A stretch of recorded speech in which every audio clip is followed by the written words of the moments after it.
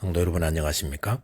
2024년 10월 9일 수요 새벽 말씀 함께 나누겠습니다. 함께 나누실 하나님 말씀은 열왕기하 20장 12절에서 21절까지입니다. 본문은 중병에서 고침받은 히스기야에 대해서 기록하고 있습니다. 본문을 통해서 성도는 하나님께 받은 은혜를 감사하며 범죄했을 때 회개하는 자 되어야 함에 대해서 묵상하겠습니다. 첫째 묵상할 내용은 하나님께 받은 은혜를 감사해야 한다는 것입니다. 본문 12절에 보시면 그때의 발라단의 아들 바벨론의 왕 브로닥 발라단이 히스기야가 병들었다함을 듣고 편지와 예물을 그에게 보낸지라 하였습니다. 히스기야가 죽을 병에 들었다는 소식은 여러 나라들에도 퍼져나가게 되었습니다. 그리고 당시 아수르의 지배 아래 있었던 바벨론의 왕 브로닥 발라단이 히스기야에게 위문사절단을 보내었습니다.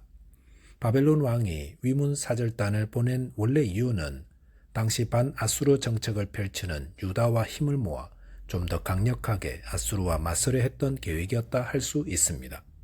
본문 13절에 보시면 히스기야가 사자들의 말을 듣고 자기의 보물고의 금, 은과 향품과 보배로운 기름과 그의 궁기고와 창고의 모든 것을 다 사자들에게 보였는데 왕궁과 그 나라 안에 있는 모든 것 중에서 히스기야가 그에게 보이지 아니한 것이 없더라 하였습니다. 바벨론 사신을 맞이한 히스기야는 왕궁의 모든 것을 다 보여주었습니다. 보물고의 보물들, 궁기고의 무기를 포함한 모든 것을 다 보여주었는데 나라 안에 보여주지 않은 것이 없었다고 하였습니다. 히스기야가 이렇게 바벨론 사신들에게 모든 것을 보여준 이유는 바벨론과 동맹을 맺기 위해 유다의 국력이 얼마나 큰가를 확신시켜 주려는 의도였다 할 수 있습니다. 그런데 히스기야는 이 일로 하나님께 책망을 받게 되었습니다. 같은 내용이 기록된 역대하 32장 25절에 보시면 히스기야가 마음이 교만하여 그 받은 은혜를 보답하지 아니하였다 하였습니다. 바벨론 사신들을 맞이한 히스기야는 마음이 교만해졌습니다. 그리고 하나님께 받은 은혜를 보답하지 않았습니다. 히스기야는 죽을 병에 걸렸었는데 얼굴을 낯으로 향하여 눈물로 기도하므로 하나님이 그 기도에 응답하셔서 병고침을 받고 생명이 15년 연장되는 은혜를 받았습니다. 그렇기 때문에 바벨론 사신들 앞에서 하나님이 행하신 일을 드러내야 했었습니다. 하지만 히스기야는 교만해져서 금은 보화와 무기고들을 보여주며 그 모든 것이 스스로 이룬 업적인 양 의시되었던 것이었습니다. 본문 14절에 보시면 이사야 선지자가 히스기야에게 사신들이 어디서 왔느냐고 묻자 히스기야는 그들이 먼 지방 바벨론에서 왔다고 대답했습니다. 히스기야가 바벨론 사신들을 먼 지방 바벨론에서 왔다고 표현한 것은 이렇게 먼 데까지 자신의 명성과 위엄이 알려져 있다는 것을 은근히 자랑스러워하고 있었음을 보여줍니다. 이렇게 히스기야가 교만한 결과 하나님의 책망을 받았고 후에 그 모든 금은들을 다 빼앗기고 그의 후손들은 바벨론의 포로로 끌려가게 되었습니다. 히스기야가 죽을 병 앞에서도 하나님을 의지하여 기도하였던 그 믿음 참으로 소중한 것이었습니다. 그런데 모든 문제가 해결되고 평안함을 누리게 되었을 때에 하나님의 은혜를 잊지 않고 하나님께 감사하며 증거하는 일은 훨씬 더 중요했습니다. 우리 신앙이 나태해지고 영적 교만에 빠지게 되는 때는 언제입니까? 히스기야를 보면 아무 문제가 없다고 여겨지는 때입니다. 이스라엘 백성들이 교만해져서 하나님의 은혜를 잊어버린 때가 언제입니까? 가나안 땅에 들어가 모든 것이 풍요롭고 아무 문제 없이 평안할 때였습니다. 그래서 잠언 30장 8절에서는 나를 가난하게도 마옵시고 부하게도 마옵시고 라고 기도했는데 그 이유는 혹 내가 배불러서 하나님을 모른다 할까 두려워하기 때문이라 하였습니다.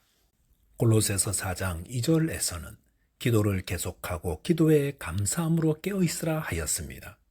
고난의 때에 믿음의 기도로 잘 이기고 모든 것이 평안해졌다면 하나님께 받은 은혜를 얼마나 감사하고 있는지 되돌아봐야 할 것입니다. 저와 여러분이 하나님께 받은 은혜를 늘 드러내며 감사하는 자 되시기 바라겠습니다. 둘째로 묵상할 내용은 회개할 때에 회복의 은혜를 주신다는 것입니다. 본문 17절 18절에 보시면 여호와의 말씀이 날이 이르리니 왕궁의 모든 것과 왕의 조상들이 오늘까지 쌓아두었던 것이 바벨론으로 옮긴 바 되고 하나도 남기지 아니할 것이요 또 왕의 몸에서 난 아들 중에서 사로잡혀 바벨론 왕궁의 왕관이 되리라 하셨나이다 하니 라고 하였습니다. 하나님의 은혜를 잊어버리고 바벨론을 의지하여 동맹을 맺으려 했던 히스기야에게 하나님은 이사야 선지자를 통해 장차 임할 재난에 대해 예언하셨습니다. 그런데 그 내용을 보시면 히스기야가 바벨론 사신들에게 보이며 자랑했던 그 모든 것들이 하나도 남기지 않고 다 바벨론으로 옮기게 될 것이라 하였습니다. 또한 왕의 몸에서 난 아들 중에서 사로잡혀 바벨론 왕궁의 황관이 될 것이라 했습니다. 하나님은 히스기야에게 무엇을 말씀하고 계십니까? 히스기야가 자랑하던 것들은 허무하게 사라지고 그가 의지하려 했던 바벨론이 오히려 유다에게 치욕적인 굴욕을 안겨주게 될 것이라는 경고의 말씀을 주신 것입니다. 성도 여러분, 이 세상에 자랑으로 삼았던 것들은 허무하게 사라져 버립니다. 그리고 우리가 의지하려 했던 것들은 오히려 우리를 아프게 만듭니다. 잠언 23장 5절에 보시면 내가 어찌 허무한 것에 주목하겠느냐 정령이 재물은 스스로 날개를 내어 하늘을 나는 독수리처럼 날아가리라 하였습니다. 이것은 재물을 의지하며 그것을 자랑스러워하는 자가 받게 될 허무함을 의미합니다. 또한 디모데전서 6장 10절에 보시면 돈을 사랑함이 일만 악의 뿌리가 되나니 이것을 탐내는 자들은 미혹을 받아 믿음에서 떠나 많은 근심으로써 자기를 찔렀도다 하였습니다. 돈을 사랑하게 되면 악의 뿌리가 마음속에 자리를 잡게 됩니다. 그리고 그때부터는 쉽게 미혹을 받고 믿음에서 떠나고 많은 근심으로 자기를 찌르게 된다 했습니다. 성도 여러분, 성도는 하나님을 의지하고 하나님을 자랑하며 하나님을 사랑하는 자들입니다. 하나님과 세상을 겸하여 사랑할 수 없습니다. 그러므로 우리 마음에 돈에 대한 사랑이 들어온다면 속히 회개해야 합니다. 그러지 않으면 허무함과 악의 지배를 받게 됩니다. 본문 19절에 보시면 히스기야가 이사야에게 이르되 당신이 전한 바 여호와의 말씀이 선하니이다 하고 또 이르되 만일 내가 사는 날에 태평과 진실이 있을진대 어찌 선하지 아니하리요 하니라 하였습니다. 이사야를 통해 하나님의 징계의 말씀을 들은 히스기야는 여호와의 말씀이 선하니이다라고 하였습니다. 이런 태도는 지난번 히스기야가 중병으로 죽게 될 것이라는 통보를 받았을 때와 얼마나 차이가 있습니까? 그때 히스기야는 얼굴을 벽으로 향하여 통곡하며 기도하였습니다. 그러자 하나님이 그 기도를 들으시고 그의 병을 고쳐주시고 그의 생명을 15년 연장시켜 주셨습니다. 그렇다면 만약 히스기야가 이사야를 통해 징계의 말씀을 들었을 때 자신의 잘못을 회개하며 다시금 주님의 은혜를 구했다면 어떻게 되었겠습니까? 니느웨 성이 요나를 통해 하나님의 심판의 말씀을 듣고 회개했을 때 하나님은 심판을 거두어 가셨습니다. 요나가 이에 대해 분노하자 하나님의 대답이 무엇이었습니까? 니느웨 성에 있는 백성들 12만여 명과 많은 가축들을 하나님이 아끼신다 했습니다. 이것은 하나님의 사랑이 하나님의 공의보다 더 크다는 것을 말해줍니다. 하나님은 악인이 그 죄로 멸망하는 것을 기뻐하지 않으시고 그들이 회개하여 돌이켜 생명 얻는 것을 기뻐하십니다.